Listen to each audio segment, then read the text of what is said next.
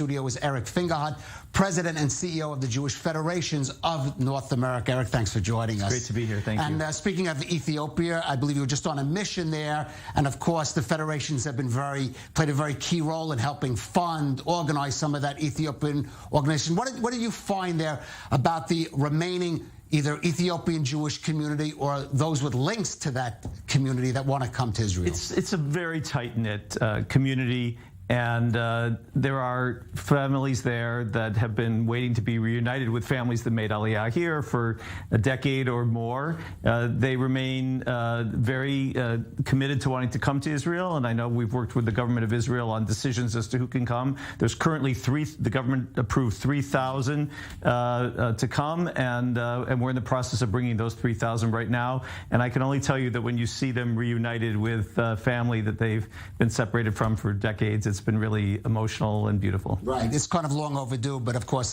the current conflict in Ethiopia seems to be putting extra urgency to the matter. There's no question that there's increased harm on the ground, and it's urgent that we get them out. Well, speaking of conflict zones, another certainly is Ukraine, and we've seen this, both refugees, the general tremendous refugee situation in Europe and all over the world now, but also of the Jewish community there. And again, the federations have been involved in helping fund and helping deal with that situation. Talk about what's being done, what could be done. Yeah, well, so since February 24th, when Russia invaded Ukraine, we've raised over $70 million in emergency funds, which is on top of the regular support we provide to what we call the Global Jewish 911, the Jewish Agency for Rescue, Relief, and Aliyah, the Joint Distribution Committee for Humanitarian Relief, and a total of almost 50 organizations that we have provided funding to. And of course, that's been able to help the refugees, both the displaced persons internally in Ukraine. There have been millions of them.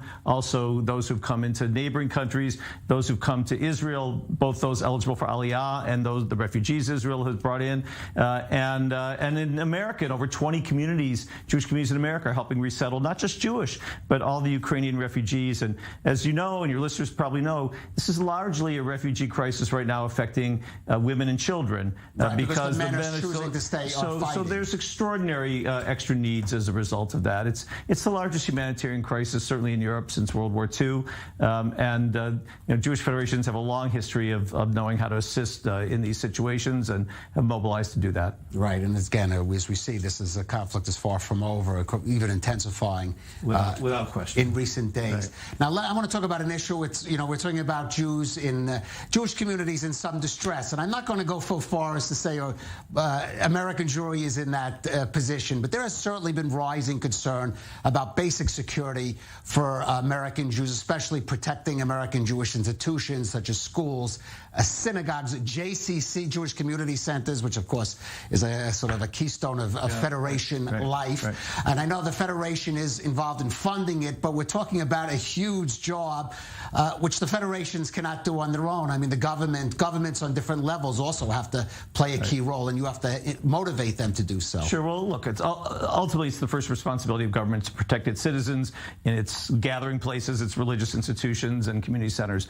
But we've known for a long time that the extra danger and risk for the Jewish community require us to provide a level of additional security plus a level of information to the government so that they can be aware and do their jobs. And of course, we're meeting, this session today is on the anniversary of September 11th, and that was an inflection point for us in the Jewish community, Caleb, because we understood that the forces that attacked the World Trade Center didn't just attack the United States of America, but were likely to be targeting Jewish institutions. It began a very significant growth of investment in security. We created an umbrella organization called the Secure Community Network. We helped the federal government. We encouraged the federal government to start a nonprofit security grant program to make grants to help secure the physical security of facilities. And then we began, and frankly, it accelerated also about 3 years ago with the attack in the Tree of Life Synagogue in Pittsburgh. We began to build through the Federation. There's 146 Jewish federations across North America. Each federation within 3 years will have a full-time security program program, connected together through our secured community network and working with their local law enforcement and with the national bodies. It's a huge added expense, frankly, which the federations will lead the fundraising for, but absolutely necessary so that every Jewish institution in North America can be protected. And the truth is, we don't know which community will be, you couldn't have predicted Pittsburgh, Colleyville, Texas, and so we know that we simply have to be protected everywhere. Right. Now, Eric, we were talking about issues on which is, I would say, consensus issues within the Jewish community. Security, of course, for their own institutions, issues abroad such as the situation of Ukrainian and Ethiopian Jews. But we do see within the United States a very polarized political discourse, maybe certainly the most since I can remember in the U.S., between right and left, and makes it very, I would imagine, much harder to find consensus within even the Jewish communities and the federations. I know there was a lot of discussion over the federations releasing a statement on abortion recently, access to abortion rights, and some delay in it. You come from the world of politics before you came into Jewish politics, so you're familiar with this. Talk about the challenge of finding consensus on what some see these days as very divisive issues that maybe in the past were seen more as consensus. Well, look, there's no question that this is an extraordinarily polarized time. As you mentioned, I've served in the political arena in the United States Congress and in state government in Ohio, and we've always been based on building consensus among different opinions. There's always been Jewish community leaders who are Republicans and Jewish community leaders who are Democrats, and we work together for the good of the country and the community. Yes, this is a highly polarized time. By the way, Israel, as I understand, has had some pretty challenging elections in recent years. But I would say that's in recent years too. But that's true. But it's not necessarily anything new here. The discourse in the United States. The discourse in the United States is challenged right now. I don't want to hide the reality, but I do want to say that our communal leadership is committed to working together on and finding those areas of consensus and working through those areas of differences. That's been our Jewish community response. You know, the thing that's important to remember is that Jewish community life is a voluntary activity in the in North America.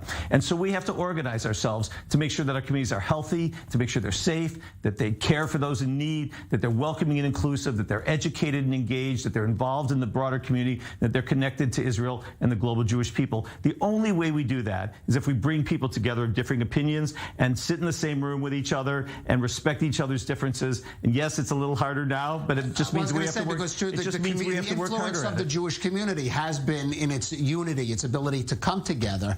And the question is whether going forward it's going to continue to do so. But I'll tell you something. Even today, if you look at, there were very prominent Jewish leaders in the Trump administration. There are very prominent Jewish leaders in the Biden administration. I can assure you that whatever administration comes next, there will be prominent Jewish leaders that have been in both parties. Our job is to continue to work together, and we will. All right, and I'm certain, certainly the community will come together to deal in moments of crisis and emergency. Eric Fingerhut, President and CEO of the Jewish Federations of North America, thank you for joining us. Thanks for having me.